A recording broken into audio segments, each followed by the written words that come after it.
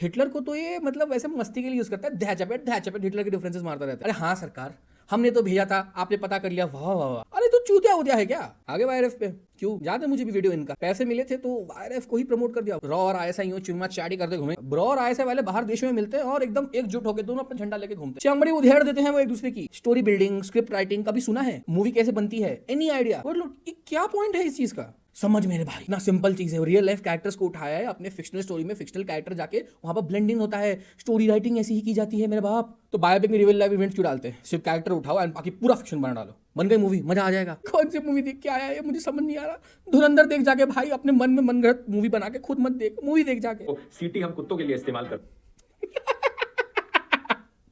देखो नहीं बोलना चाहूंगा मैं इस पे उस बारे में, because I love that breed of dog. इसके हिसाब से ना फेरी टेल दुनिया चलनी चाहिए। सब ना एकदम पॉजिटिव पॉजिटिव सुंदर बातें करो, world is so beautiful, life is so beautiful.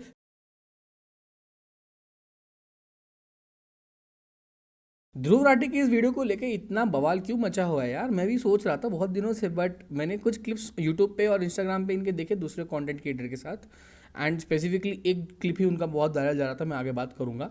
But I generally want to see कि ये बात आदमी ने ऐसा क्या कह दिया है, एंड आई नो कि इसने बहुत कुछ फालतू बोला है, बिकॉज इसका मूवी नॉलेज कितना कम है ये मैं पहले भी देख चुका हूँ जब एनिमल रिलीज हुई थी, एंड किस मूवी को लेकर इतना ही हाइप अप भी करता है। तो इतना तो देख लिया है कि भाई पैसे के वजह से अपने मूवी चॉइसेस बदलते रहते हैं। नमस्कार दोस्तों, इमेजिन करो मैं एक फिल्म बनाता हूँ, फिक्शनल इंस्पायर्ड, ओके।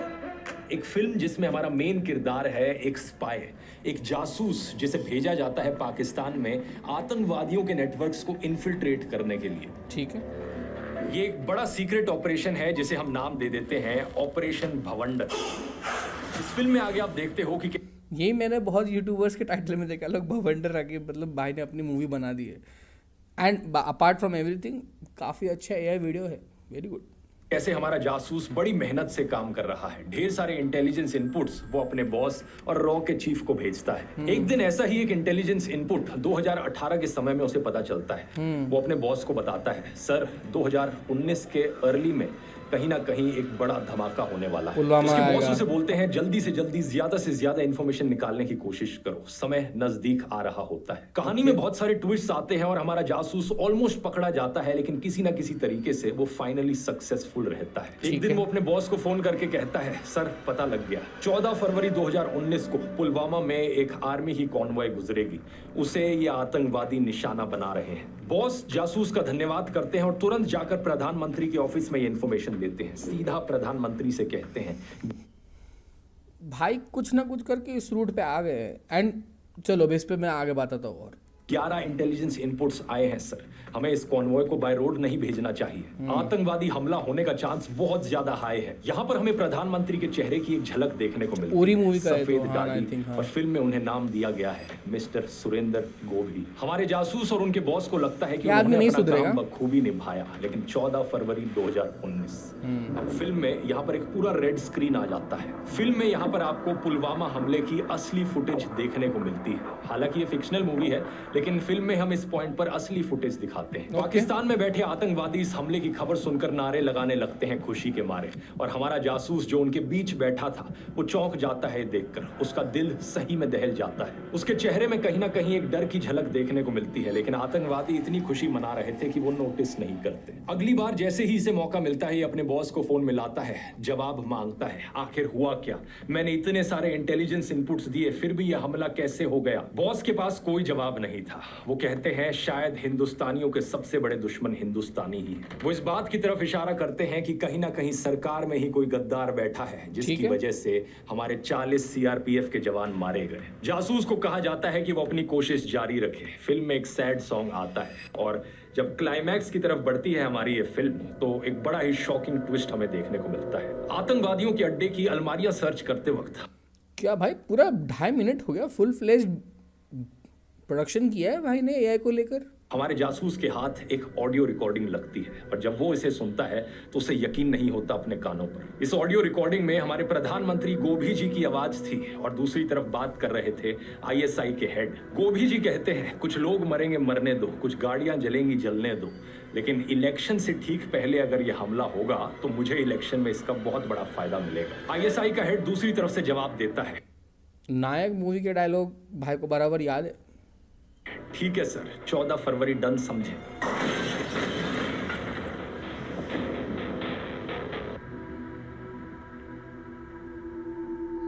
आप बोलोगे लेकिन ये तो कभी असली में हुआ ही नहीं, तो मैं कहूंगा कि मैंने कब कहा ये असली में हुआ। मैंने तो फिल्म के सीधा शुरू होने से पहले डिस्क्लेमर लगाया था कि ये तो फिक्शनल फिल्म है। लेकिन फिर आप पूछोगे अगर फिक्शनल फिल्म है तो मैंने पुलवामा हमले का असली में जिक्र क्यों किया, असली डेट और असली फुटेज क्यों दिखाई अपनी फिल्म। मैं कहूंगा ये फिल्म असल में फिक्शनल फिल्म है लेकिन इंस्पायर्ड फ्रॉम रियल इवेंट्स है। तो कुछ चीजें असली हैं, कुछ चीजें फिक्शनल है। क्या बात है सर, क्या बात है सर, क्या बात है। बात तो सही भाई, क्या ही बात है। अब इसको कौन समझाएगा। इस मूवी के अंदर आई नो ये लोग ना 2 या 3 डायलॉग्स थे मूवी के अंदर जो इन जैसे लोगों को ट्रिगर कर चुका है and these were one of them कि मतलब कोई अच्छी सरकार आएगी तो हम कुछ एक्शन लेंगे, ऐसा ऐसा कुछ डायलॉग था मूवी के अंदर, इस पर ट्रिगर हो रहे हैं।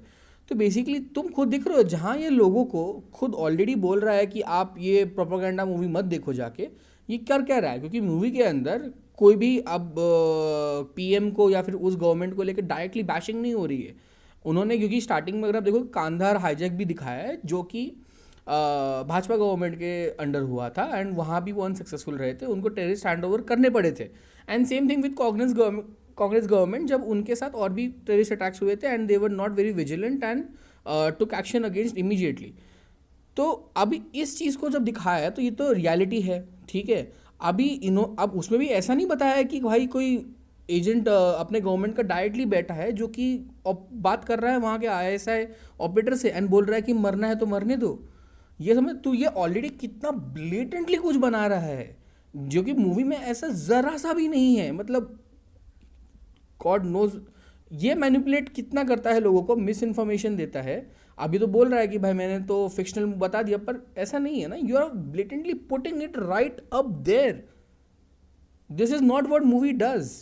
क्या बात, ये बात है। फिल्म के अगले सीन में कट करते हैं और हमें बॉस दिखते हैं एक बड़ा फेमस डायलॉग बोलते हुए। वो कहते हैं कि चिंता मत करो मेरे जासूस, किसी ना किसी दिन एक देशभक्त सरकार आएगी। ये ट्रिगर किया है इसको। एक ऐसा प्रधानमंत्री आएगा जो सही में लोगों की फिक्र करता हो, तब हम असली भवंडर करेंगे, तब होगी असली रिवेंज। कैसी लगी मेरी इमेजिनरी फिल्म दोस्तों? आप में से कुछ प्रोपेगेंडा जो मैं बोलूँगा, बिकॉज आपने ब्लेटेंटली दिखा रहे हो कि नरेंद्र मोदी थे, उन्होंने पुलवामा के अटैक के साथ वो अग्री में थे कि उन्होंने बोला कि भाई मरना है तो मरने दो उनको। This is what you are putting up right there ना। ऐसा तो मूवी के अंदर कुछ भी दिखाया ही नहीं है डायरेक्टली कि गवर्नमेंट ही बोल रही है कि हाँ मरना है तो मरने दो। This is how you manipulate the entire point of that movie. कुछ लोग कहोगे ये किस प्रकार का बेहुदा सड़ा हुआ प्रोपेगेंडा है। मैं जवाब में कहूंगा क्यों भाई, यहाँ पे पाकिस्तान की बुराई करी तो तुम्हें प्रोपेगेंडा दिख रहा है इसमें? पक्का तुम पाकिस्तानी। कहाँ करी भाई, 3-4 मिनट की वीडियो में कहाँ करी? All that was visible over here कि that you are pointing out a certain people and वो उनको आप नेगेटिव दिखा रहे हो कि भाई वो टेररिस्ट थे जो मार रहा है तो मारने आया ही है। ये कैसे है भाई?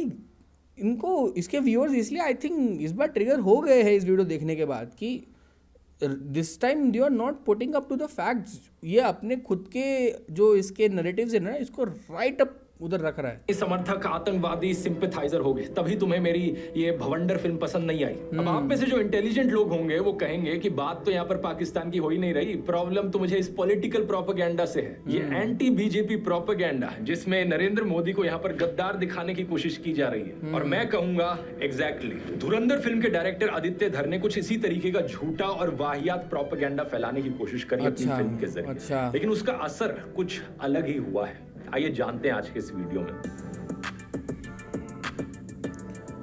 हाँ, फैक्ट्स को घुमा देते हैं, प्रोडक्शन बढ़ा देते हैं, तो दोस्तों मजा आ जाए। वीडियो को शुरू करने से पहले एक अच्छी खबर बताना चाहूंगा। 6 महीने इसका इस पे भी देखा है, मैं भी IT फील्ड से हूँ, मुझे पता है क्या हगा भाई ने बैठ के। तो क्या है मास्टर क्लास।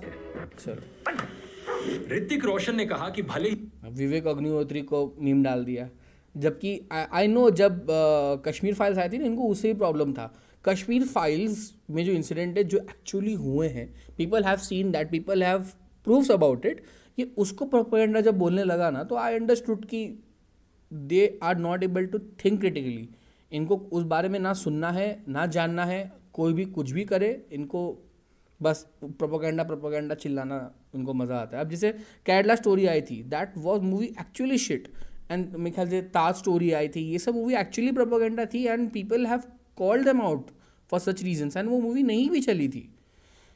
अब कौन समझाए इसको? फिल्म की पॉलिटिक्स से वो सहमत ना हो, भले ही वो बहस कर सकते हैं फिल्मकारों की जिम्मेवारी को लेकर, लेकिन स्टोरी टेलिंग बहुत अच्छी थी और एक सिनेमा के स्टूडेंट के रूप में उन्हें बहुत कुछ सीखने को मिला। शानदार। तो बेसिकली उनका मतलब यह है कि भले ही प्रोपेगेंडा है लेकिन फिल्म अच्छी बनाई है। लेकिन मैं यहाँ पर कहूंगा दोस्तों कि भले ही फिल्म कितनी भी अच्छी क्यों ना हो, लेकिन आखिर में है तो प्रोपेगेंडा ही। हिटलर के समय में नाजी प्रोपेगेंडा फिल्म मेकर लेनी रिफेनस्टाल ने फिल्में बनाई जैसे कि ट्रायम्फ ऑफ द विल, जिनकी फिल्म की टेक्निक की बहुत तारीफ हुई। ऊपर से हिटलर की विचारधारा को बढ़ा चढ़ाकर दिखाने वाली ये झूठी प्रोपेगेंडा फिल्में अपने समय में बहुत, क्योंकि दे वर प्रॉपरली स्पॉन्सर्ड बाय हिटलर उस टाइम पे। अगर आप ये कह भी रहे हो तो मैं नहीं जानता इसके बारे में, एंड ये तो मैंने देखा है, इसी रीज़न से मैंने इसकी वीडियोस देखना बंद कर दिया आफ्टर अ पॉइंट।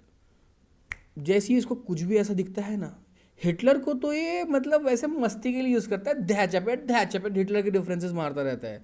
इसको इसका फेवरेट है, हिटलर ले लेगा एंड वो मेरे ख्याल से शायद नॉर्थ कोरिया का जो प्रेसिडेंट है उसका एग्जांपल ले लेगा कि ये लोग प्रॉपरली डिक्टेटरशिप चलाते हैं। इसका फेवरेट वही है ना, क्या है, प्रोपेगेंडा, डिक्टेटरशिप, हिटलर, यही लेके आता है। वही यहाँ पर इसका क्या मतलब? ये मूवी क्या किसी भी बड़े पॉलिटिकल पार्टीज के लीडर्स ने प्रमोट की है? नहीं। कुछ भी ऐसा रैंडम मतलब वेग रूमर भी निकला है कि ये बीजेपी ने स्पॉन्सर किया है? नहीं। स्टिल जस्ट कुछ भी कहना है तो बस कह देगा, एंड यहाँ पर आपको आई एम श्योर इसके अंदर एक लंबा सीक्वेंस दिखाएगा जहाँ पर कुछ आर्टिकल्स कोट करेगा। फेवरेट है, आर्टिकल्स भी कोट करने लगते हैं भाई को, उसकी बिना तो काम चलता नहीं है इनका। तो आर्टिकल्स कोट करेंगे, दिखाएंगे हिटलर ऐसा था, हिटलर तुम्हारे मन में दिखा देगा और हाँ भाई हिटलर तो ऐसा प्रोपेगेंडा बनाता था, and switch back to movie कि भाई तो फिर तुम्हें वो मैप करने को लगाएगा। इस बार लोगों को दिख गया है। प्रॉफिटेबल भी थी, अपने साल की सबसे बड़ी बॉक्स ऑफिस हिट्स भी बनी ये फिल्में जर्मनी में। क्या मतलब इस क्लिप का इधर? लेकिन वर्ल्ड फेमस क्रिटिक सुजान सोनटाग ने अपने आर्टिकल में इस बात पर जोर दिया कि प्रोपेगेंडा तभी इफेक्टिव होता है जब उसे अच्छे से पेश किया जाए, और इसलिए अच्छे से बनाया हुआ प्रोपेगेंडा कहीं ज्यादा खतरनाक है। द ताज स्टोरी और बंगाल फाइल्स जैसी फिल्में इतनी खतरनाक साबित नहीं हुई क्योंकि वो बकवास फिल्में थी, लेकिन धुरंधर एक एंगेजिंग फिल्म है। आपको एंगेज रखते हुए ये फिल्म दिखाती है कि हमारे देश की इंटेलिजेंस एजेंसीज क्रिमिनल्स को हायर करती हैं। क्या कोई भी देशभक्त इंटेलिजेंस ऑफिसर इस बात से सहमत होगा? आदित्य धर अपने पॉलिटिकल प्रोपेगेंडा को फैलाने में इतना मगन हो गया कि उसने वही दिखा दिया जो पाकिस्तान ने भारत पर कई बार इल्जाम लगाया है कि भारत पाकिस्तान में सबवर्सिव एक्टिविटीज के लिए अपने सीक्रेट एजेंट्स को भेजता है। असलियत यह है दोस्तों कि वेट इसको पहले कोई जाके समझाओ एस्पियोनाज क्या होता है, स्पाई क्या होता है, पहली बात। एंड एक तो पहली बात, मूवी पूरी कंप्लीट अभी दिखाई है नहीं उन्होंने, लास्ट में उन्होंने ग्लिम्सेस दिखाए। यहाँ पर हम देख रहे हैं कि रणवीर सिंह बहुत ज़्यादा ऑलरेडी ट्रेंड है, वो जाके लोगों को ख़त्म कर रहा है वहाँ पर, फिर जाके उनको रिक्रूट किया जाता है फॉर द धुरंधर जो इनका आगे पूरा मिशन चलने वाला है। इस भाई ने अज्यूम कर लिया कि ये गुंडे मवाली या फिर जो भी है क्रिमिनल्स को हायर कर रहे हैं। तो भाई तो तुम्हें बता दूँ, क्रिमिनल्स मतलब ये नहीं कि भाई ने कुछ एकदम रेप मर्डर या फिर ऐसा कुछ किया। मर्डर्स तो आई थिंक बहुत किए रहे थे, बट उनका मोटिव उसके बिहाइंड क्या था, किनका मर्डर्स कर रहे थे, किसके पीछे पड़े थे, these all things government look after. And तुम समझ जब स्पाई दूसरी कंट्री में जा रहे हैं तो क्रिमिनल्स का मतलब ये थोड़ी कि भाई अपने देश को लेकर पूरा ही अपोज में है। ये क्या नैरेटिव है? मतलब तुम्हारे अगर मैं अपने देश में कोई चोरी कर रहा है तो क्या वो देशद्रोही भी एक साथ बन जाएगा? इसका जो थिंकिंग और नैरेटिव है ना, ये that's how it rotates, that's how it evolves inside his brain and it tries to impose them on to others. Good lord, ये क्या एग्जाम्पल दिया था इतना वेग था, बहुत वेग था ये। भारत सरकार ने कंसिस्टेंटली ऐसे सभी क्लेम्स को रिफ्यूट किया है। 2012 हाँ, का ये ये आर्टिकल सीन देखिए। भारत सरकार मैं जो पहले बोल रहा था ना, ये सीन बहुत ज्यादा वायरल हो रहा है। ने मना किया कि सुरजीत को इंटेलिजेंस एजेंसीज ने जासूस बनाकर भेजा था। 2016 का ये आर्टिकल देखिए। भारत सरकार ने पाकिस्तान के जासूस वाले दावों को रिजेक्ट किया, लेकिन धुरंधर फिल्म ऐसे ही एक सीक्रेट एजेंट को हीरो की तरह पेश करती है। अबे तू मेरी तरफ है किसकी तरफ है? इस पे कुछ कमेंट करना चाहिए हैं। अब तो तुम सबने भी देख ही लिया होगा क्या चल रहा है। तो क्या इन्विटेशन दे? मान ले अगर कोई तुम्हें आके तुम्हारे ऊपर इल्ज़ाम लगा रहा है कि नहीं तुम मेरे देश में स्पाई भेज रहे थे एलिजिडली। अरे हाँ सरकार, हमने तो भेजा था, आपने पता कर लिया, वाह वाह वाह। अरे तो चूतिया उतिया है क्या? कौन कौन एग्री कर रहा है? पूरा एस्पियोनाज स्पाई ये जो एंटायर कॉन्सेप्ट है ये बिल्ड ही इसे अराउंड है ना कि ये अनऑफिशियल है। This is not on the books. Not everything is off books. There has been no record. Good lord, क्या है ये? आप शायद कहोगे कि ये फिल्म ही तो है, फिल्म में ये सब दिखाने में प्रॉब्लम क्या है? ऐसे तो वाईआरएफ के स्पाई यूनिवर्स की भी फिल्में हैं जिनमें दिखाया जाता है। आगे आगे वाईआरएफ पे क्यों? याद है मुझे भी वीडियो इनका, पैसे मिले थे तो वाईआरएफ को ही प्रमोट कर दिया। वॉर 2 मतलब इन्होंने स्क्रैच से पूरी स्पाई यूनिवर्स खड़ा किया है जहाँ पर रॉ और आईएसआई यूँ चुम्मा चाटी करते घूमेंगे। उस ऐसी तो होता है। ब्रो और आईएसआई वाले बाहर देशों में मिलते हैं और एकदम एकजुट होकर दोनों अपना झंडा लेके घूमते हैं, चमड़ी उधेड़ देते हैं वो एक दूसरे की। कि एक इंडियन एजेंट पाकिस्तान में जाकर काम कर रहा है, लेकिन प्रॉब्लम यह है कि धुरंधर फिल्म बार बार आपको दिखाती है कि कैसे ये रियल इवेंट से इंस्पायर्ड है। बार बार अपने ट्रेलर में कहती है based on incredible true event. बार बार अपने ट्रेलर में नहीं कह रही है, एक बार 2 या 3 सेकंड के लिए कहता है inspired by incredible true events. बार बार क्या ऑडियंसेस को पूरी मूवी में आके सीक्वेंस चल रहा है बोल देती है हाँ ये तो ट्रू है, ये तो सच है। वो भी ट्रेलर, मूवी में तो कहीं बोलते भी नहीं है, ट्रेलर के अंदर दिखाया गया है ताकि आपको एक रेफरेंस पॉइंट मिले। इस बात को लेकर इतना घुमाया ना इस टॉपिक को भाई ने, दिख रहा है वो क्लियरली। 26 नवंबर के असली आतंकी हमले को दिखाया जाता है, असली न्यूज फुटेज के साथ दिखाया जाता है। आतंकी और उनके हैंडलर्स की रियल लाइफ ऑडियो रिकॉर्डिंग्स तक इस्तेमाल की जाती हैं। इवन पाकिस्तान के शहर लाइरी में जो गैंगस्टर्स दिखाए गए हैं, बाबू डकैत, रहमान डकैत, उजैर, इस नाम से रियल लाइफ में गैंगस्टर्स रहे हैं और पुलिस वाला चौधरी असलम भी रियल लाइफ में कैरेक्टर रहा है। शेर के मुंह में हाथ डाला है, इनकी नस्लें भी याद रखेंगी। फिल्म ऑडियंस के लिए एक रियल लाइफ सिनेरियो पेश करती है और उसके बीच में अपनी कल्पना से फिक्शन जोड़ देती है, ठीक उसी तरीके से जैसे हमने ऐसी इंस्पायर्ड बाय मूवी, कोई भी चीज़ इंस्पायर्ड जब होती है वो ऐसी ही बनती है। इससे पहले भी जो किसी भी मूवीज़ बनी है, बायोपिक्स भी जो बनती है कि biopics as it is real बना देते हैं। हाँ, MS धोनी मूवी बनी थी, उनका गर्लफ्रेंड के एलिमेंट, वो एक्सीडेंट हो गया, वो रोड पे बैठ के रोए। तुम मिल्खा सिंह ले लो, वो बाहर जाके लड़की के साथ उनका अफेयर हो जाता है, उस वजह से पूरा रेस हार जाते हैं। क्या ये सब फिक्शन नहीं है तो क्या है? ऐसे तो भाई राजी ले लो, कोई ऐसी मूवी है ही नहीं जो कंप्लीट है, एकदम रियल चीज़ें। एक तो लोगों को पता नहीं है तो लोग फिक्शन ही ऐड करेंगे ना। प्रॉब्लम किस चीज से है भाई को? इमेजिनरी फिल्म भवंडर में किया। एक्चुअली में भवंडर में आपने ब्लेटेंटली पॉइंट आउट किया है, नाम में आपने यहाँ से वहाँ खाली घुमा दिया है। ऐसे थोड़ी चलता है यार। मूवी के अंदर एक सीन नहीं है जो डायरेक्टली गवर्नमेंट किसी हायर रैंक ऑफिशियल्स को या तो दिखाया है ना नाम भी लिया है, ऐसा कुछ नहीं किया गया है। रहमान डकैत की मौत 9 अगस्त को ही हुई थी। वो पुलिस ऑफिसर चौधरी असलम के एक इनकाउंटर ऑपरेशन में मारा गया था, लेकिन फिल्म में ऐड किया गया कि भारत का एक फिक्शनल सीक्रेट एजेंट इसमें शामिल था। दिखाया है कि रहमान डकैत के मरने से पहले वो उसे हॉस्पिटल तक लेकर आया, लेकिन असलियत में ऐसी कोई न्यूज रिपोर्ट नहीं। तो प्रॉब्लम क्या है इस बंदे को इससे? यही तो होता है ना, वो नहीं दिखाया है। तो ये जो फिक्शनल कैरेक्टर है ना आदित्य का, तो ये अपना पॉइंट कैसे प्रूफ करेगा ऑडियंस को? ऐसे ही करेगा ना। अगर असलम चौधरी उसको मार देता तो स्टोरी ऐसे कैसे बढ़ती?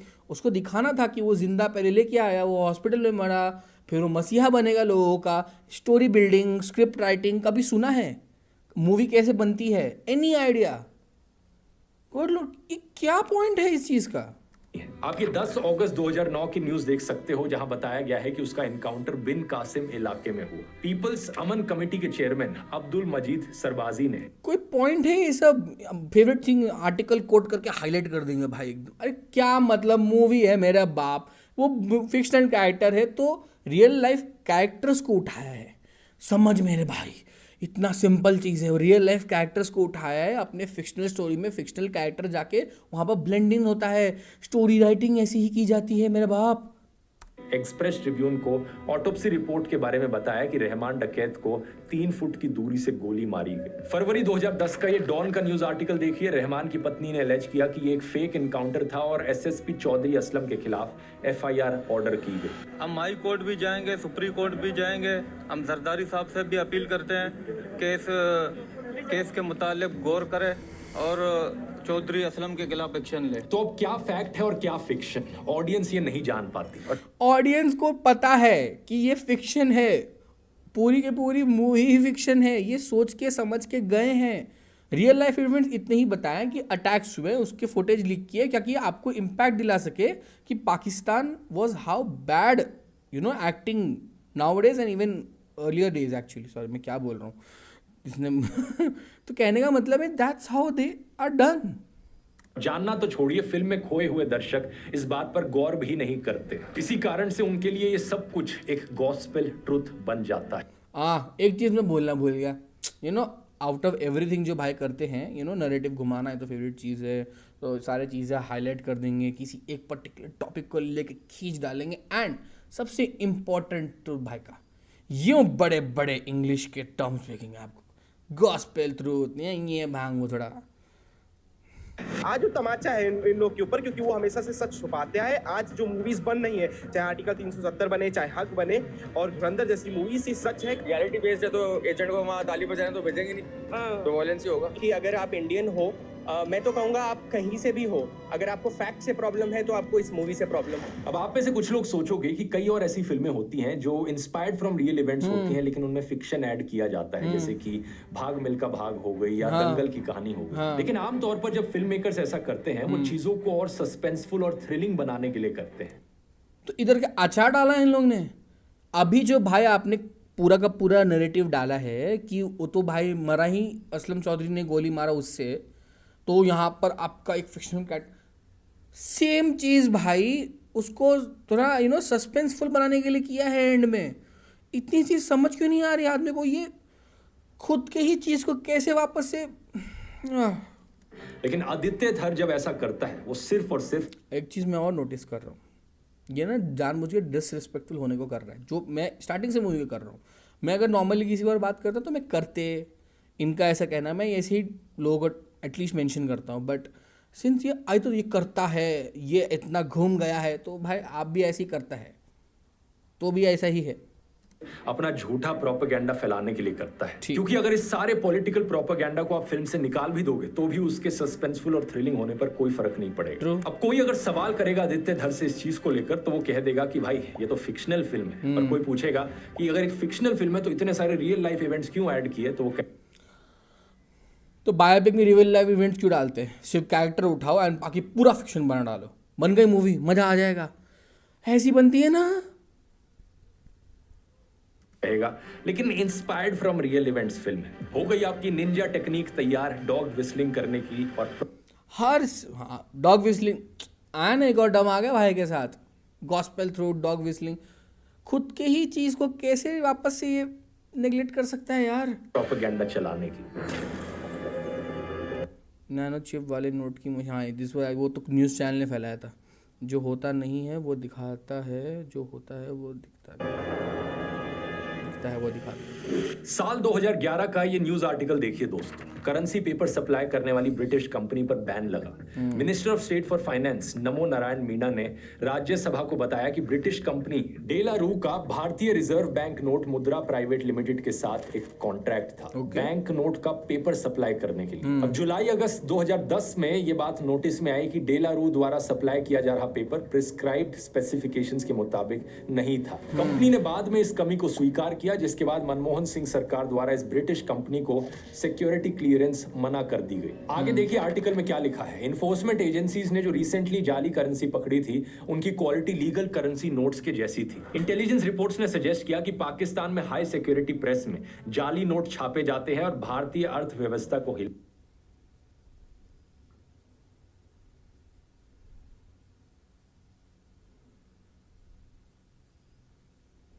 लाने के लिए भारत में स्मगल किए जाते हैं। इस न्यूज आर्टिकल को पढ़कर आपको क्या फीलिंग आ रही है? यही ना कि हमारी इन्फोर्समेंट एजेंसीज अपना काम कर रही थी, इंटेलिजेंस एजेंसीज अपना काम कर रही थी और उनके इनपुट्स के आधार पर मंत्री एक्शन भी ले रहे थे। लेकिन फिल्म ने इस जाली नोट के रेफरेंस को लेते हुए दिखाया कि कैबिनेट मिनिस्टर ने नोट छापने की मशीन को फॉल्टी बताया और फिर वो मशीन पाकिस्तान पहुंच गई, जबकि इस बात का रत्ती भर भी कोई सबूत नहीं है। कोई भी ऐसी न्यूज आपको नहीं मिलेगी ऐसा कुछ भी हुआ हो। अगर आप फिक्शन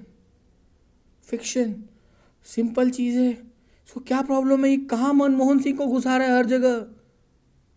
ये कहोगे कि उस समय ये खबर बाहर कैसे आती, लेकिन 2014 के बाद से तो मोदी सरकार आ रखी है। अगर उस समय कुछ ऐसा हुआ था तो उस मंत्री को पकड़ो और जेल में डाल दो। 11 सालों से उसका कुछ भी जिक्र क्यों नहीं किया? नहीं करते क्योंकि भाई दोनों ही पार्टी कोई दूध के धुले नहीं है। और एक पार्टी ऑलरेडी क्रिमिनल से भरी पड़ी है, एक वॉशिंग मशीन भरी बैठी है।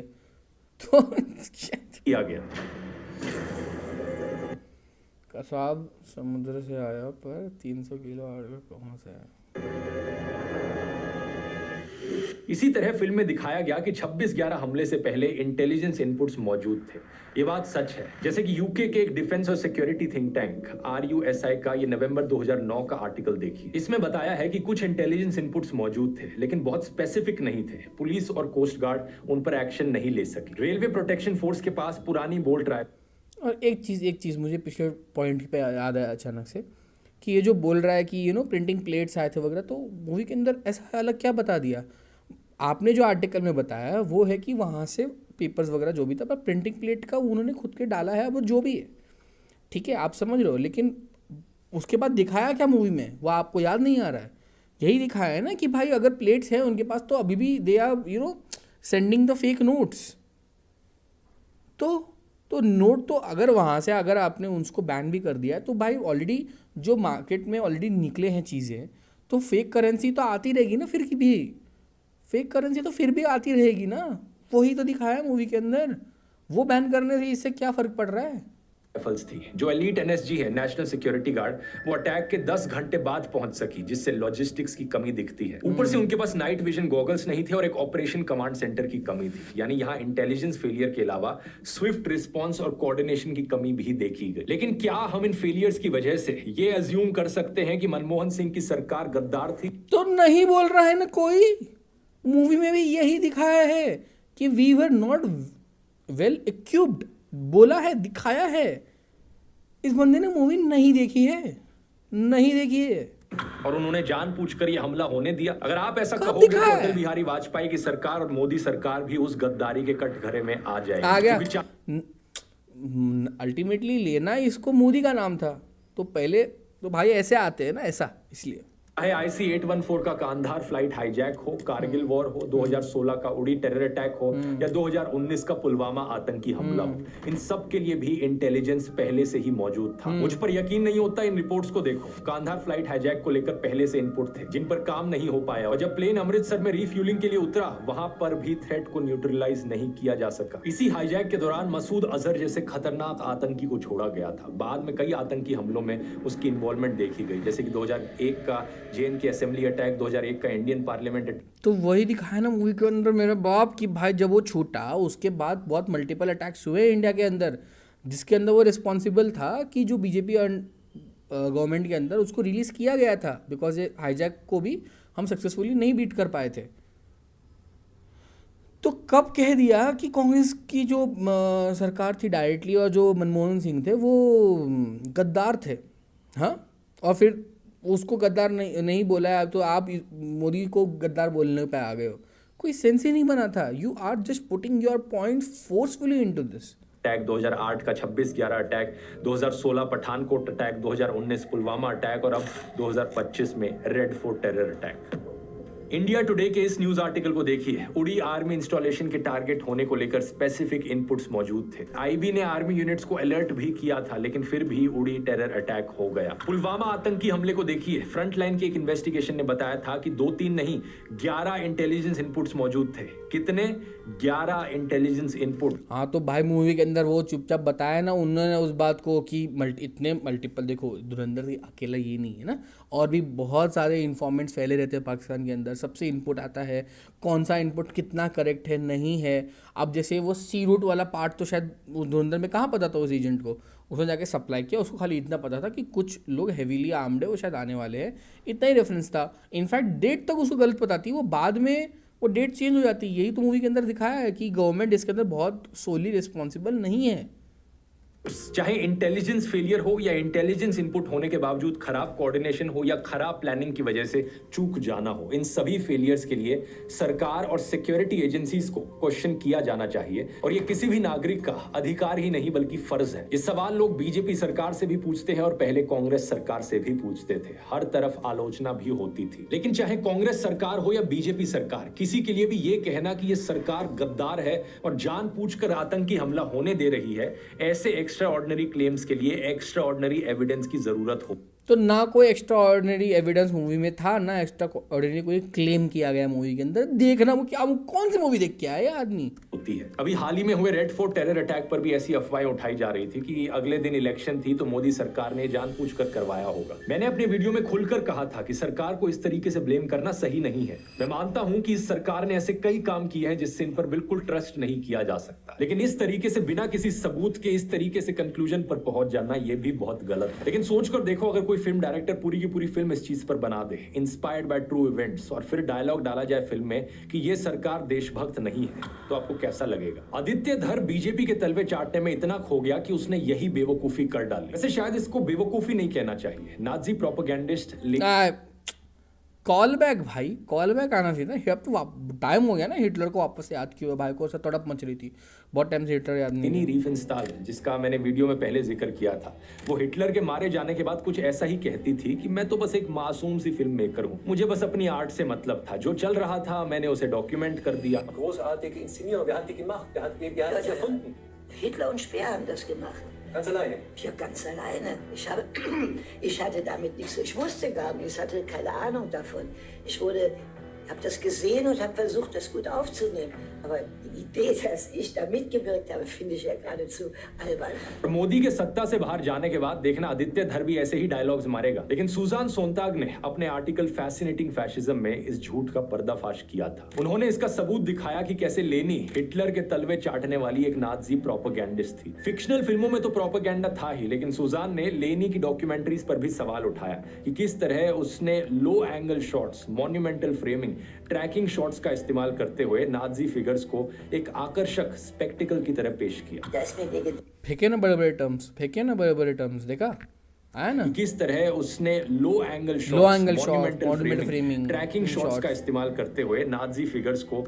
तो पिक्चर मैं बोलता हूँ, चल कोई प्रोपेगेंडा भी बना रहा है तो एक कोई डायरेक्टर है, उसके लिए इम्पोर्टेंट सिनेमा है, तो सबसे पहले ये देखेगा ना उसकी मूवी अच्छी लग रही है देखने की या नहीं देखने को लग रही है। उसके लिए तो प्राइमरी ही वही है ना। तो क्या बात कर रहा है ये वापस से? आकर्षक स्पेक्टिकल तो बनाना पड़ता है ना।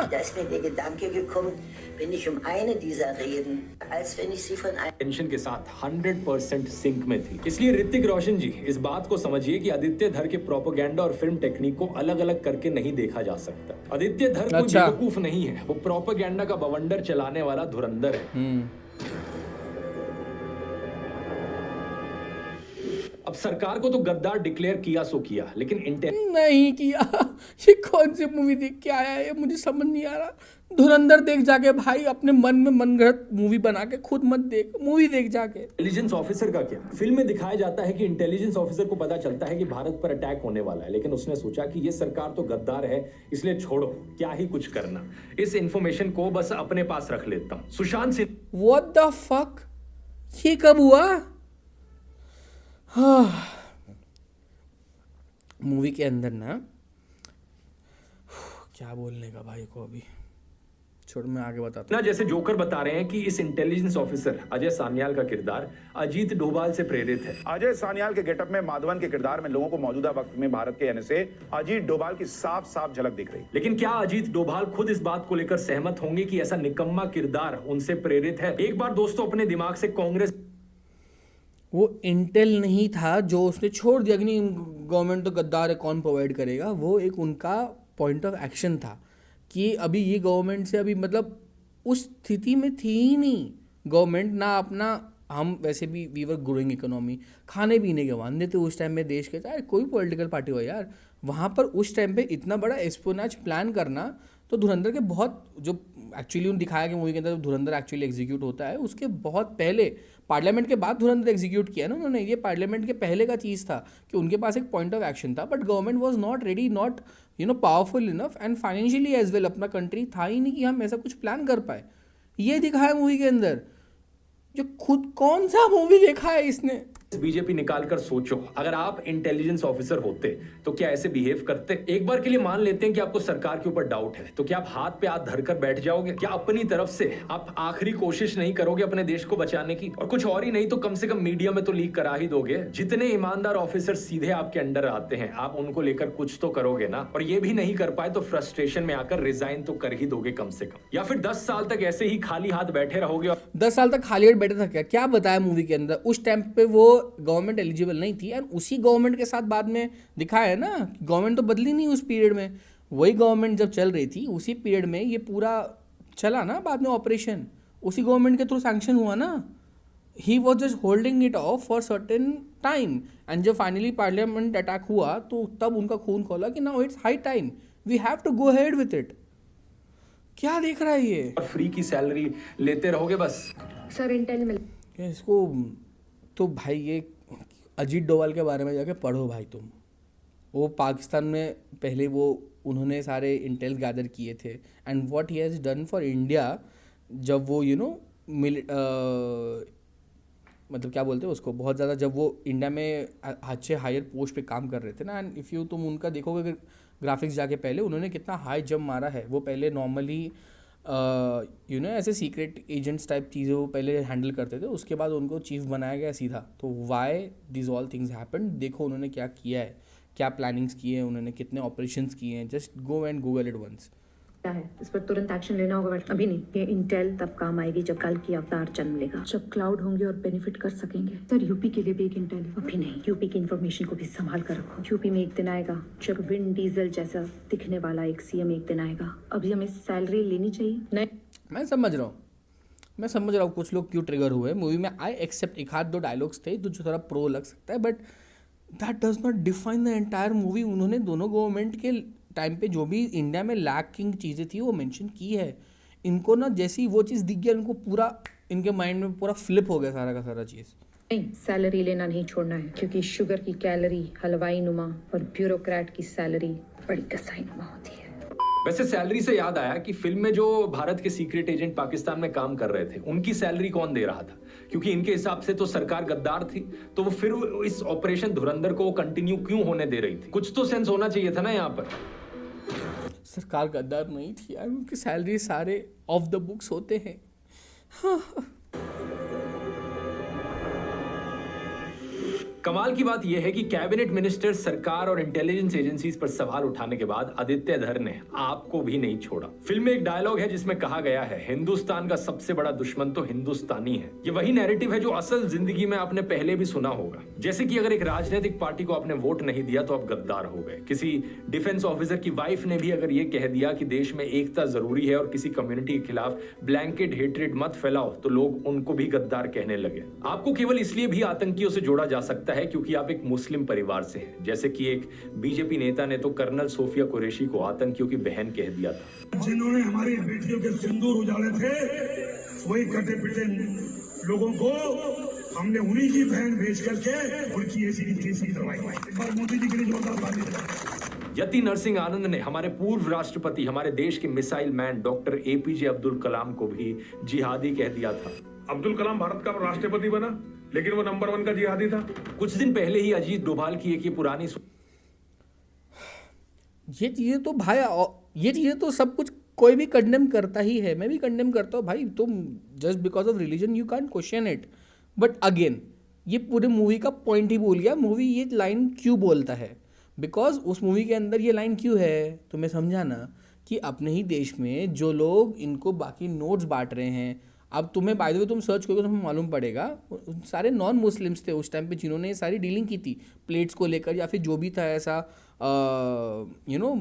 मनी लॉन्ड्रिंग चल रही थी, फेक नोट्स आ रहे थे, इसमें क्या सिर्फ मुस्लिम्स इन्वॉल्व थे, ऐसा नहीं था भाई, मुस्लिम नॉन मुस्लिम सब इन्वॉल्व था। एंड इनफैक्ट ये मैंने इंटरव्यू देखा है इसका, ये बोलते हैं कि नॉन मुस्लिम्स ही ज़्यादा इन सब चीज़ों में इन्वॉल्व रहे हैं, तो ये मूवी के अंदर कभी दिखाया ही नहीं है। And what are you trying to portray over here. Social media पर क्लिप तेजी से वायरल हुई। ये वीडियो ऑस्ट्रेलिया इंडिया इंस्टीट्यूट के यूट्यूब चैनल पर 11 साल पहले अपलोड हुआ था। 1.5 घंटे के इस वीडियो में जब आप 1 घंटे के आसपास देखते हो तो आपको वहां दिखेगा कि अजीत डोभाल परवेज मुशर्रफ के दिल्ली में हुए एक प्रेस कॉन्क्लेव के बारे में बताते हैं कि कैसे परवेज मुशर्रफ ने इंडिया के एक टॉप मौलाना से पूछा था कि क्या आप खुश हो, तो उन्होंने कहा कि कोई भी भारतीय मुस्लिम किसी भी पाकिस्तानी मुस्लिम से ज्यादा खुश है, आप अपने घर पर ध्यान दीजिए।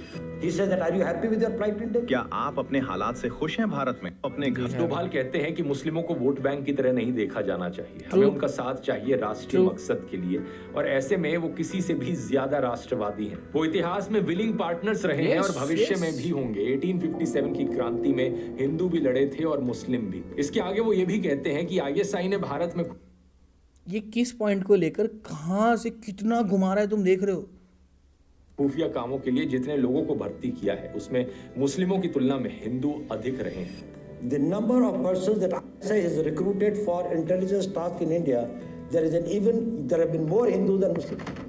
ये तो obviously because by percentage wise भी वो रिलीजन के काउंट कम है, हिंदूज का ज़्यादा है। अगर 1947 से लेकर अब तक उन मामलों को देखें तो 4000 से ज्यादा मामलों में 20% भी मुस्लिम नहीं होंगे। All these cases which come from more than 4,000 cases, probably not even 20%. अब अजीब बात यह है कि अजीत डोभाल इस वीडियो को डीप फेक कहते हैं। ये वीडियो तब वायरल हुआ था जब रेड फोर्ट टेरर अटैक के बाद कुछ नफरतखोर लोगों ने देश के सभी मुसलमानों पर सवाल उठाना शुरू कर दिया था। अजीब बात देखिए कि जब कोई हिंदू ISI के लिए मुखबिरी करते हुए पकड़ा जाए तो वो बस एक हिंदू ने किया, लेकिन मुंबई से मैनहट्टन तक कहीं भी कुछ हो जाए जिसमें कोई मुस्लिम इन्वॉल्व है तो देश के हर एक मुसलमान की देशभक्ति पर सवाल। हाँ see this is absolutely right, ये नहीं होना चाहिए। एंड ये जो है ना बहुत, जो आपके कंट्री में भी बहुत एक नेगेटिव ये जो वाइब है ना पूरा फैलाता है, बहुत अनसर्टेनिटी फैलाता है एंड डिस्टर्बेंस क्रिएट करता है, विच इज ट्रू भाई, ये नहीं होना चाहिए ऑब्वियसली। बट इसका मूवी से क्या लेना देना उठाया जाता है। आज के दिन सभी नफरतखोर प्रोपेगेंडा फिल्में यही कीचड़ फैलाती। दिमाग और क्यों खराब हुआ ना मेरा, बाकी ठीक है चल 370 वो भी है, पीछे उड़ रहा है वीर सावरकर, तुम समझ रहे हो, ये वीर सावरकर को भी ये समझते हैं, ये वीर सावरकर को भी ये लोग समझते हैं कि ये प्रोपेगेंडा है, वीर सावरकर प्रोपेगेंडा है, उनके जो लेटर्स है उनके जो बुक्स है प्रोपेगेंडा है, वो क्या इंसान पूरा का पूरा फिक्शनल है, इस आदमी को लगता वही है।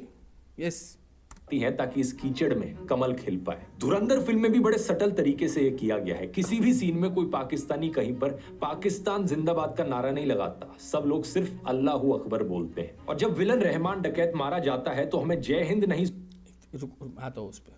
सबसे पहली बात, जब मूवी के अंदर 26/11 का अटैक है ना जहाँ पर सब अल्लाहू अकबर बोल रहे हैं, तो तुम समझो उस मूवी के अंदर ये पहले ही क्लियर कर दिया, इसलिए ये मूवी नहीं देखी है आदमी ने यार क्योंकि मूवी के अंदर दिखाया है कि उनका पाकिस्तान एज अ कंट्री उनको कोई लेना देना नहीं है यार। पाकिस्तान जिंदाबाद को क्यों बोलेगा टेररिस्ट? उनका जो फोकस है, उनका जो मेंटालिटी है, उनका जो आइडियोलॉजी है वो पाकिस्तान की ग्रोथ का नहीं है। अब जैसे वो देखा ना कि बलोच है तो वो बलोच से है लेकिन फिर भी उनको बिट्रे कर देता है, तो उसको फ़र्क ही नहीं पड़ता वो पाकिस्तान है बलोच है, दे आर जस्ट। अब जैसे ISI का बंदा है वो जो प्रॉपर टेररिस्ट है, ये क्या पाकिस्तान के सबका मेंटालिटी शो करता है? नहीं यार, इन मूवी के अंदर भी क्लियरली दिखाया है, इसलिए वो अल्लाह अकबर बोल रहे हैं एंड उस रिलीजन के हैं वो यार। वो अभी जो भी हैंडलर्स थे ये थे, वो हेडली वहाँ पर खड़ा था, ये कोई पाकिस्तान सपोर्टर नहीं है, दे आर जस्ट अगेंस्ट उनका जो एक वाइल्ड रेडिकलिज्म है उसके सपोर्ट में है, वो किसी पाकिस्तान के सपोर्ट में नहीं है। पाकिस्तान जिंदाबाद तो क्यों चिल्लाएंगे? सुनाई देता, बैकग्राउंड में चलता है अस्तो मां सदगमय। बार बार फिल्म में आदित्य धर जय हिंद क्यों चलेगा? मूवी क्या किसके पर्सपेक्टिव में मूवी दिखाई जा रही है? ये इसके पर्सपेक्टिव में दिखाया जा रहा है ना, तो वो उस टाइम पे एजेंट है ना, कि उसको मारने के बाद एकदम देश प्रेम जाग उठेगा उसका। अरे उस बंदे ने उसके देश के लोगों को मारा है, देश प्रेम नहीं जाग रहा। वो पहली बात उनके साथ रह रहा है सालों से, एक पर्सनल कनेक्शन होने के बावजूद किसी आदमी को धोखा दिया, एंड इतने बड़े आदमी को धोखा दिया। तुम समझ रहे हो उसके मूवी कौन सी देख के आया है ये? या तो इसको मूवी समझता नहीं है बेसिकली, ये देख भी लेता तो इसको समझता नहीं है कि एक्चुअली क्या दिखाना चाह रहे हैं वो। ने ये अस वर्सेस देम का नफरतखोर प्रोपेगेंडा नहीं डाला है, नहीं डाला है।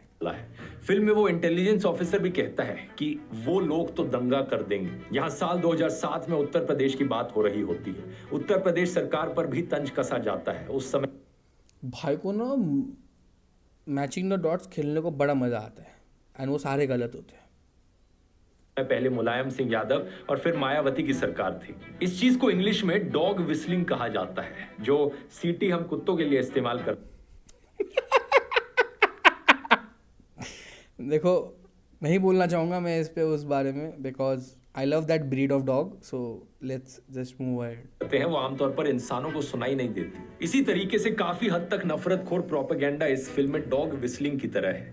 आम जनता को शायद उतना समझ नहीं आएगा, लेकिन कम्युनल हेट्रेड फैलाने वाले जो नफरतखोर लोग हैं उन तक ये तुम्हारे प्रोपेगेंडा दिख रहा है ना। फिर कम्युनल हेट्रेड फैलाने वाले लोग, फिर तुमने भगवा पहन के मोदी ऐसा आदमी दिखा दिया ना। क्या what different are you doing over here? Same thing. Political message बड़ी आसानी से पहुंच जाएगा।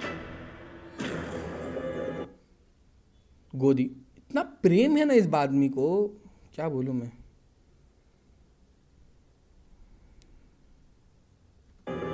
ओके तो अभी तक आपने देखा दोस्तों कि कैसे आदित्य धर ने दुनिया के सामने डॉक्टर मनमोहन सिंह जैसे देशभक्त को बदनाम किया। कब किया मेरा बाप? अरे इसने मूवी नहीं देखी है यार, क्या देख के आया है ये। इंटेलिजेंस एजेंसीज के बारे में नॉनसेंस बातें फैलाई कि वो क्रिमिनल्स को हायर करती हैं और इंटेलिजेंस ऑफिसर्स हाथ पे हाथ धरे हुए बैठे रहते हैं।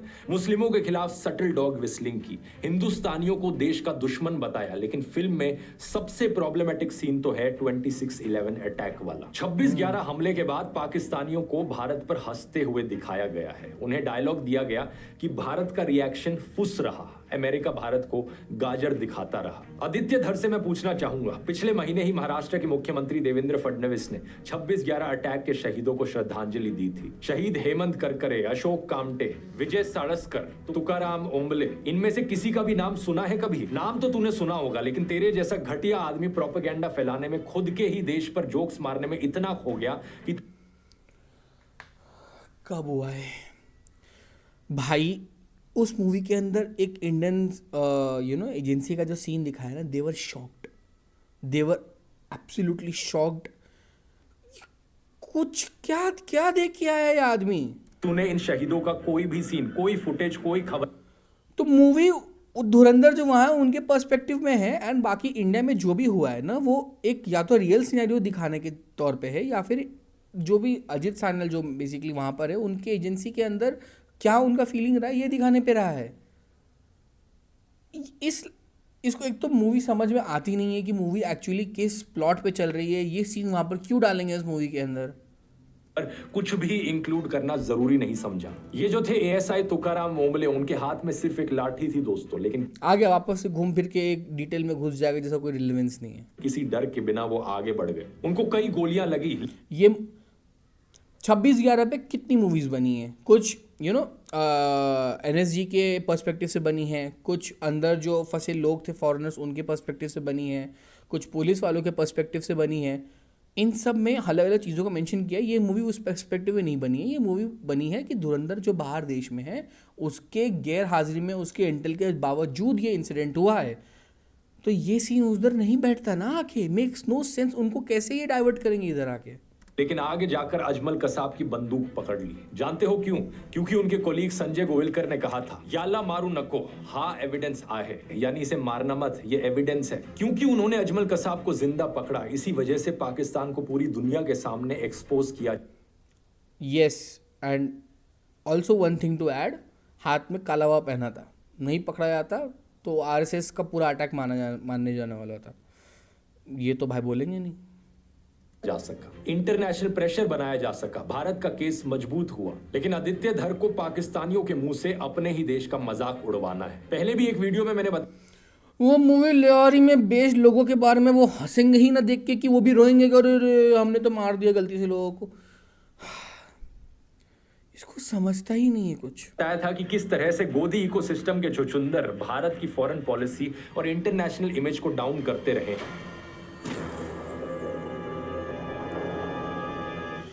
वैसे केवल आदित्य धर ही नहीं, बाकी फिल्म में काम करने वाले एक्टर्स भी तो हैं। रणवीर सिंह, अक्षय खन्ना, संजय दत्त, अर्जुन रामपाल, माधवन, इन लोगों की भी कुछ जिम्मेदारी बनती है कि नहीं। लेकिन दिक्कत यह है दोस्तों, हमारे देश में ज्यादातर एक्टर्स सभी सोशल रिस्पॉन्सिबिलिटी से पीछे हट जाते हैं। वो अपने आप को सिर्फ भाड़े के टट्टू की तरह देखते हैं। भाड़े का टट्टू पता है ना दोस्तों, चाहे आप उसके ऊपर बंदूक लाद दो, भट्टे से ईंट डाल दो, शॉल की गठरी बांध दो, भाड़े के टट्टू को कोई मतलब नहीं। उसका काम तो है बस बोझ ढोना, खुद का कोई दिमाग नहीं लगाना। मुझे आपका ही चेहरा दिख रहा है जब ये सब बोल रहे हो आप, क्योंकि that's what you are doing. पहले किसी और अलेजिडली आपको किसी और जब से पैसा आता था उनके बारे में बट चिड़ के बात करते थे, अभी किसी और से पैसा आ रहा है तब उनके फिल्म में बात कर रहे हो। दैट्स भाड़े के टट्टू is something that you are also playing. Bollywood actors भी यही कहते हैं कि हम तो सिर्फ एक्टर्स हैं, हमें थोड़ी कोई दिमाग लगाना है, हमसे जो करने को कहा जाएगा हम वो करेंगे। इसलिए कभी ये लोग बेटिंग एप्स को प्रमोट करते हैं, कभी पान मसाला को प्रमोट करते हैं, तो कभी नफरतखोर प्रोपेगेंडा फिल्मों का प्रचार करते हैं। ऐसे बहुत कम एक्टर्स हैं हमारे देश में जो अपनी सोशल रिस्पॉन्सिबिलिटी समझते हैं। ठीक, I agree to that kind of. Dhurandhar film में एक और बड़ी प्रॉब्लम है गैंगस्टर्स का डिपिक्शन। रहमान डकैत एक शैतान किस्म का आदमी था। ड्रग्स, बंदूक, एक्सटॉर्शन, किडनैपिंग, मर्डर, उसने अपनी माँ को भी मार डाला था। उसके एसोसिएट्स ऐसी ऐसी चीजें करते थे जिसे शब्दों में बयां करना भी पॉसिबल नहीं है। लेकिन फिल्म में इसका कैरेक्टर एक अलग ही कूल स्वैगर के साथ निकल कर आता है। माथे पर जुल्फे छाई हुई हैं, डायलॉग बाजी करता है और उसका डांस इंस्टाग्राम पर वायरल हो जाता है। किसी शैतान आतंकवादी को इस तरीके से कूल पर्सोना में स्टाइलाइज करना शोभा देता है क्या? इससे पहले भी मैंने ऐसी फिल्मों को क्रिटिसाइज किया है, जैसे कि once upon a time in Mumbai जैसी फिल्में, जहां पर गैंगस्टर्स को बड़ा कूल दिखाया जाता है। इसके हिसाब से ना फेरी टेल दुनिया चलनी चाहिए। सब ना एकदम पॉजिटिव सुंदर बातें करो, world is so beautiful, life is so beautiful, सिर्फ यही चीज़ें बननी चाहिए। हाँ, इससे पहले जो मूवी सारे मेंशन की है, तो भाई कभी ग्रे कैरेक्टर होता है, सिनेमा ऐसे ही चलता है। सिनेमा में you are allowed to show this and ultimately क्या उसको ये नहीं दिखाया कि उसकी कैसी दर्दनाक मौत मिलती है रहमान डकैत को, ये अभी ये मेंशन करेगा ही नहीं ना ये चीज़। अरे वो मूवी बन रही है धुरंधर के उस पर्सपेक्टिव में, उसका पूरा लाइफ कैसे चल रहा है, तो उसमें उसका ऑरा दिखाना ज़रूरी है ना। अगर तुम विलन को हाइप अप नहीं करोगे तो विलन का कोई पॉइंट है क्या? इतना जो मारा मारी चलता है, लोग अभी क्रिटिसाइज करते हैं मूवीज़ को कि अच्छे विलन्स नहीं है। क्यों नहीं है? क्यों करते हैं ये criticise? Because villains will give you the bigger narrative, will give you the emotion. जब वो विलन मरता है एट दी एंड, तभी तो इतना उनका हाइप किया जाता है। एंड ये जो गाना वायरल हो रहा है, ये अक्षय खन्ना को लेके लोग इतना फैन बेस कर रहे हैं। रहमान डकैत को देख के लोग खुश नहीं हो रहे पागलों की तरह। उसने अपनी माँ को बुरी तरह मारा था एंड इस मूवी में अपने बाप को ही मारते हुए दिखाया है, तो लोग उस बात से फैसिनेट नहीं हो रहे। इस आदमी को इतना घुमाने को मज़ा आता है ना टॉपिक को कि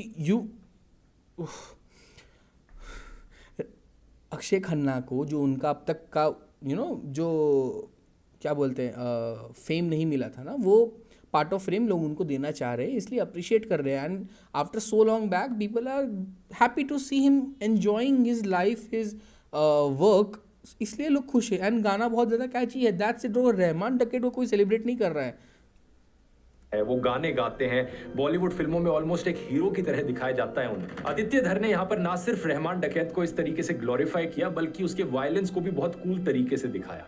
रंबो हो गाने पर गन फाइट चल रही है, वो कूल था, मूवी में बनाना पड़ता है ऐसे। हाँ, इसका ना मूवी सिनेमा का ना पूरा कॉन्सेप्ट ही विपरीत है। इसका एनिमल का भी जो पॉइंट ऑफ व्यू था ना, हमें पता, वो तो आऊंगा मैं। कोई किलिंग सीन बर्फ में है तो कोई लड़ाई जंगल में है।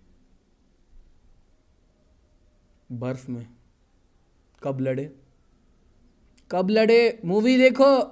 डांस कोरियोग्राफी तो आपने सुनी ही होगी, लेकिन यहाँ पर वायलेंस कोरियोग्राफी देखने को मिलती है।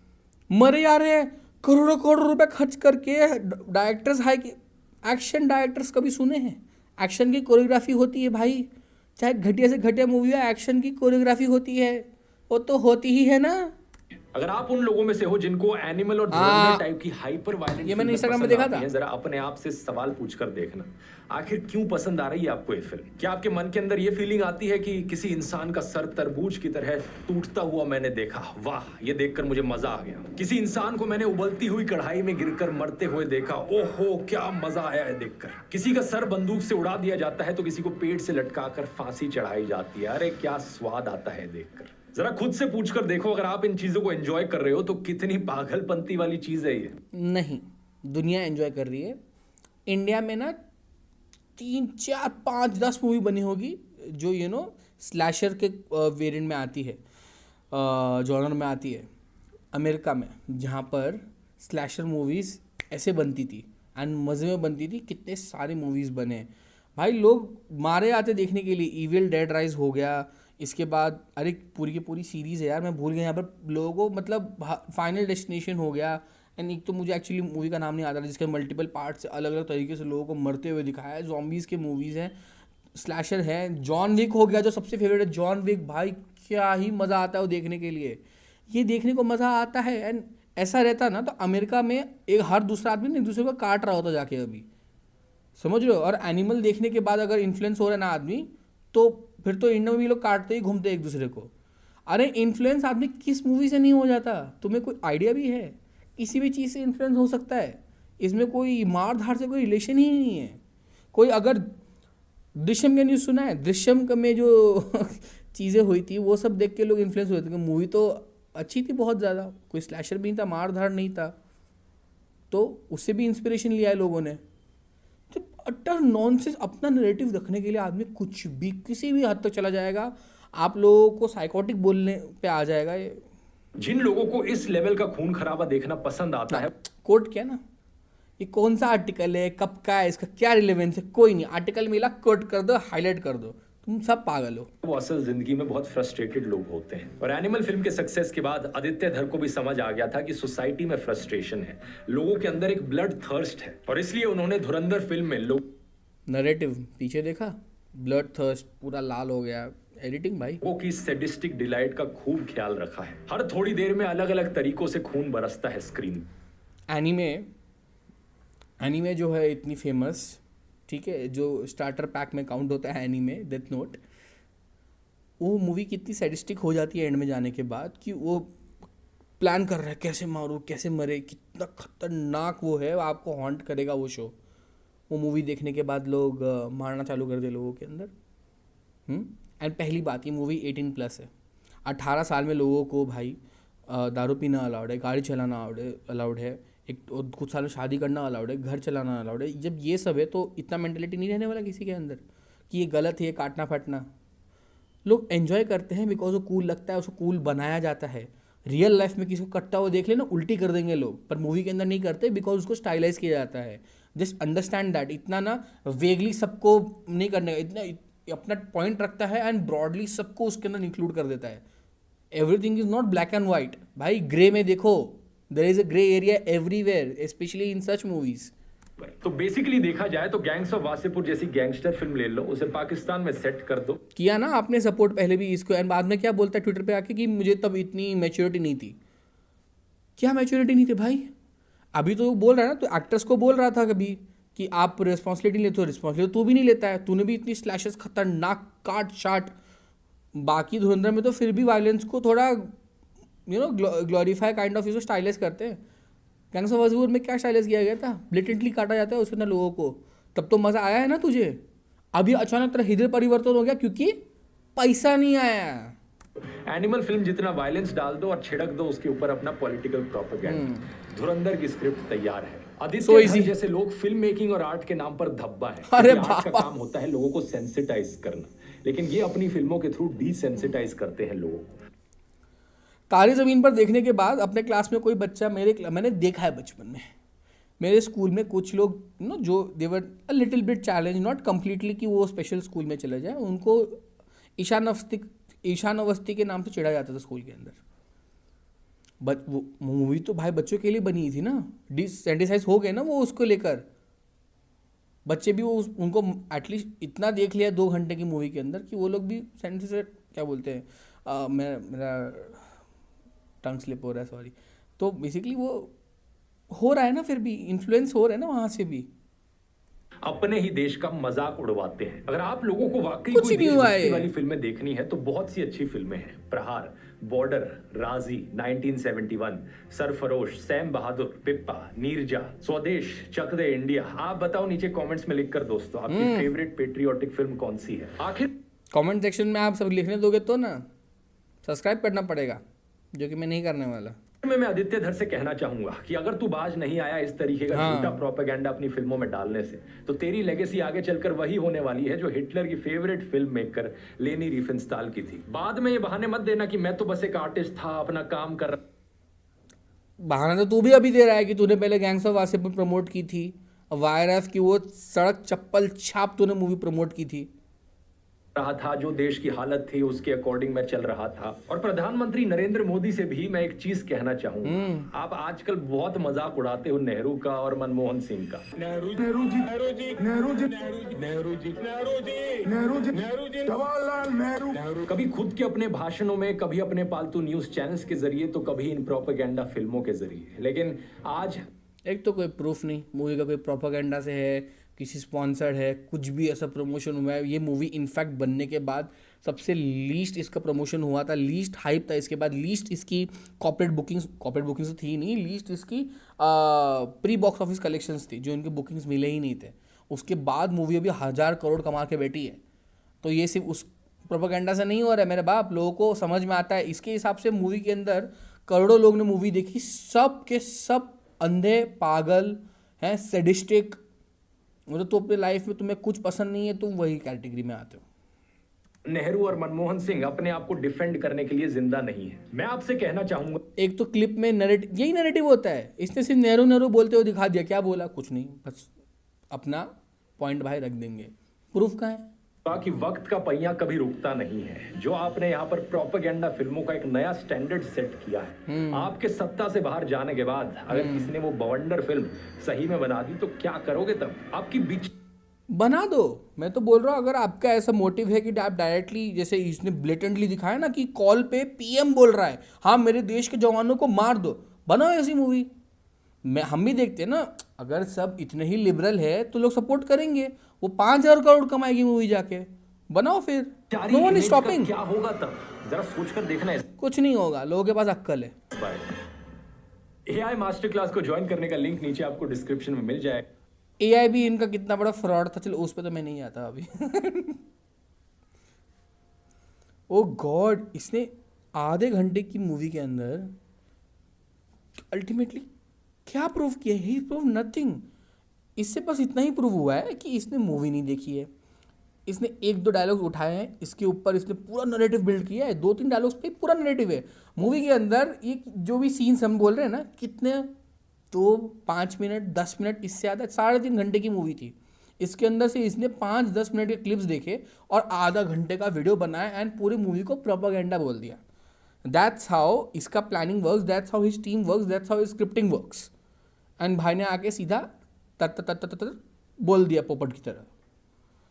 Use your brains, people have brains. And अगर लोग ये भी सोच रहे हैं ना कि मैं ये वीडियो क्यों बना रहा हूँ, तो व्हाट आई थिंक इज कि आप इसके फॉलोअर्स देखो, इसके व्यूज़ देखो, तो एंड आई रियली फियर कि लोग इसके भी चीज़ देख के ना इन्फ्लुएंस होते होंगे। तो there need to be people calling out such things. मैं इसके बाकी वीडियोज़ पे तो कमेंट नहीं करता बिकॉज मेरा काम नहीं है वो। What I love is cinema and I hate it when someone blatantly calls something like a propaganda, बकवास। आपको ना सिनेमा की समझ है, ना आपको इस चीज़ की समझ है कि एक्चुअली मूवी दिखाना क्या चाह रहा है। आप अपने पॉइंट ऑफ व्यू ज़बरदस्ती घुसाते हो एंड मूवी को इतना डिफेम करते हो, डायरेक्टर से इतनी बुरी लैंग्वेज में बात करना चाहते हो। It shows about your mentality, not his. Ultimately audiences गधी नहीं है, ऑडियंसेस को पता है क्या सही है क्या नहीं है। I am not saying movie के अंदर कुछ चीज़ें हो सकती है जो आपके, जैसे ऋतिक रोशन ने बोला था, अब उसके बाद उसको डिलीट नहीं करना चाहिए था। लोगों ने भी बहुत बैकलैश कर दिया। ठीक है, आपको नहीं पसंद ठीक है, बट तो भाई इसीलिए भाग रहे अभी। एंड उसके बाद वीडियो बना के बोलते कि लोग ट्रिगर नहीं हुए। People were unhappy about this कि इन अ मूवी जो सिर्फ मोस्टली 99% ऑफ टाइम इतना ही दिखा रहा है कि how ISI and Pakistan treats and looks after India, looks out to India. This is what you have picked up out of those 5-minute scenes. It shows your small mind, your narrative building, and how you have been sponsored by other parties. This is what it shows. आपकी भी क्या point of view मुझे comment section में आके बता के आना, and चाहिए तो डिस्कस करते हैं इसके ऊपर। और तब तक मिलते हैं आपको किसी और वीडियो में। चैनल को सब्सक्राइब कर दो यार, इतना हम भी ट्राई करते हैं ताकि ऐसे मूवीज़ को चले, ऐसे गधे लोग इसको रोकने पे ना उतर आए। तो उसी बात के लिए वीडियो को लाइक कर देना, चैनल को सब्सक्राइब कर दो जाना। मिलता है आपको किसी अगली वीडियो में, तब तक के लिए see ya tata, take care, bye bye.